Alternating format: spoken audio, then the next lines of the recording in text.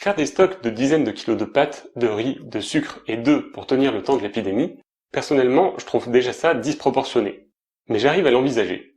Je peux comprendre que si on panique au point de craindre que l'apocalypse se produise et que les réseaux de distribution se trouvent paralysés, on préfère faire des stocks pour voir venir. J'ai un peu plus de mal avec la logique individualiste qu'il y a derrière, mais j'arrive à le comprendre. Par contre, jusqu'à aujourd'hui, je ne comprenais pas pourquoi faire des stocks de PQ. Si on se retrouve sans eau et sans nourriture, on peut mourir. Mais sans PQ, qu'est-ce qu'on risque? Les émotions, ça rend con. C'est une loi universelle. Qu'il s'agisse de colère, de tristesse, d'excitation ou même de joie, plus une émotion est intense, plus elle prend le pas sur notre capacité à raisonner et agir de façon rationnelle. Et en ce moment, chez beaucoup de monde, la pandémie de Covid-19 génère une très forte anxiété, ce qui explique un certain nombre de réactions disproportionnées. Bon, ok, ça pourrait expliquer pourquoi quelques personnes rempliraient leur placard de rouleaux de PQ. Mais ça ne suffit pas à expliquer pourquoi c'est une tendance aussi répandue. Les émotions ne peuvent pas rendre tous les gens cons de la même manière. Alors j'ai fait des recherches et j'ai trouvé quelques éléments de réponse. Déjà, premièrement, en Chine, lorsque l'épidémie a flambé et que les stocks de masques chirurgicaux ont commencé à faiblir, les gens se sont rabattus sur le PQ à cause d'une croyance selon laquelle ce produit pourrait servir à élaborer des masques de fortune. À Taïwan, il y a même eu une rumeur qui a perduré jusqu'à sa dénonciation par les autorités, selon laquelle les stocks de papier toilette du pays seraient utilisés pour fabriquer des masques chirurgicaux, ce qui aurait provoqué la diminution des stocks de ce produit dans les magasins. Ok, donc même si c'est faux, le fait de croire que le papier toilette peut servir de masque et protéger de la maladie, ça le rend tout de suite bien plus utile dans le cadre d'une épidémie. Donc je peux comprendre la ruée vers le PQ dans ces pays. Mais par contre, en Occident, ces croyances n'existent pas. Il doit donc y avoir une autre explication. Le psychologue Steven Taylor, auteur du livre The Psychology of Pandemics, interviewé par CNN, considère que c'est l'écart entre le danger et les mesures à prendre pour s'en protéger qui explique ce phénomène. Si on vous dit que quelque chose de très dangereux vous fonce dessus, mais que tout ce que vous pouvez faire pour vous en protéger, c'est de vous laver les mains, la réponse semble sous-proportionnée par rapport à la menace.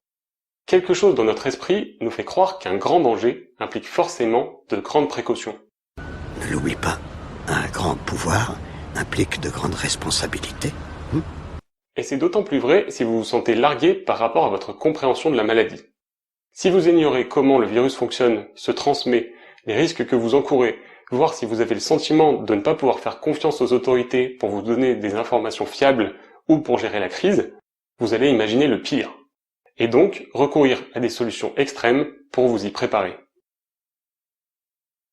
La deuxième raison qu'invoque Taylor au fait de faire des collections de PQ, c'est l'imitation.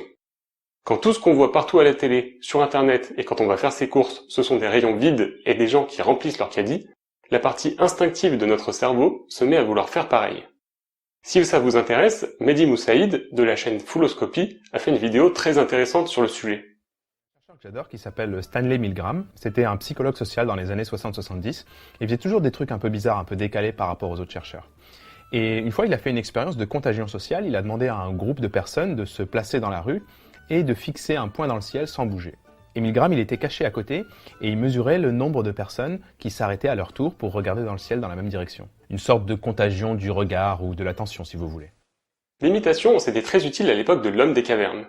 En très résumé, à cette époque, où le langage n'existait pas encore, si on voyait quelqu'un manger un aliment, on savait qu'on pouvait manger le même aliment sans rien risquer. Donc, l'imitation est un comportement qui a été favorisé par l'évolution et qui fait partie de nos instincts. En gros, quand on voit plein de gens acheter tout un tas de trucs en cédant la panique, même si nous, rationnellement, on n'en voit pas l'intérêt, la partie instinctive de notre cerveau se dit qu'il doit bien y avoir une bonne raison de paniquer et de faire tous ces stocks. Ce comportement se transmet donc par contagion, encore plus vite que la maladie dont il est censé nous protéger. Ceci dit, ça n'explique toujours pas d'où a émergé ce comportement au départ. Andy Yap, chercheur à l'INSEAD de Singapour, considère qu'il ne s'agit pas vraiment de l'apparition d'un nouveau comportement, mais plutôt d'une adaptation à la nouvelle situation. Dans une expérience, il a montré que lorsque des sujets ont le sentiment de manquer de contrôle sur ce qui leur arrive, ils ont tendance à acheter plus de produits de première nécessité. Alors que quand ils se sentent bien, ils achètent tout autant de choses, mais bien moins utiles, comme des gadgets high-tech ou des vêtements à la mode. L'achat de papier toilette viendrait donc au moins en partie d'une tendance à l'achat compulsif. Sauf que cette tendance, s'adaptant à la situation, se focaliserait sur les préoccupations du moment. Je voudrais revenir sur ce qu'on appelle en psychologie le manque de contrôle. Cette expression se réfère au sentiment de ne pas avoir la possibilité de s'engager dans des actions qui permettraient de gérer une situation, ou d'atteindre un but, comme en l'occurrence se protéger de l'épidémie. C'est pas la même chose que le manque d'autonomie, qui fait référence à l'impression de ne pas pouvoir agir comme on le souhaiterait. Ces deux sentiments sont difficilement supportables, mais engendrent des réactions différentes. Le sentiment de manque d'autonomie conduit les gens à acheter des produits qui boostent leur individualité, des choses qui leur donnent le sentiment d'être uniques. En revanche, le sentiment de manque de contrôle conduit plutôt à se surpréparer, dans une tentative désespérée pour retrouver un sentiment de contrôle sur la situation. Ce qui expliquerait pourquoi certaines personnes, après avoir établi un stock de nourriture et d'eau suffisant pour tenir un siège, aient encore besoin de faire quelque chose pour se rassurer. Et après les choses essentielles à la survie, ce sont les produits d'hygiène et de confort qui sont considérés comme les plus essentiels. En plus, le papier toilette est le produit parfait pour ça. Il est non périssable et vous êtes sûr de l'utiliser un jour ou l'autre.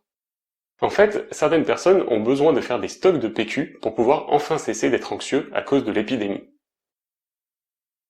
Enfin, il existe une dernière explication psychologique, que je n'avais pas envisagée, mais qui me semble déterminante maintenant que j'y pense.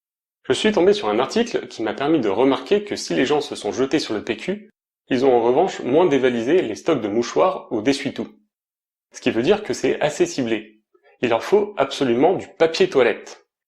Les autres trucs qui permettraient de s'essuyer le cul, ils n'en ont rien à faire. En fait, tout ça montre qu'il existe chez beaucoup de gens une certaine rigidité à cause de leur dégoût en ce qui concerne l'hygiène de leur anus. Finalement, beaucoup de gens trouveraient ça dégradant d'utiliser un autre moyen pour se laver après avoir fait caca, au point que ça les fait paniquer de se retrouver en manque. Bon, pour conclure, il faut aussi noter que comme le papier toilette est un produit qui prend beaucoup de place, il doit aussi probablement y avoir un effet d'optique qui entre en jeu. Dans un volume où tiendrait 100 boîtes de conserve, on doit pouvoir à peine caser une vingtaine de paquets de papier toilette.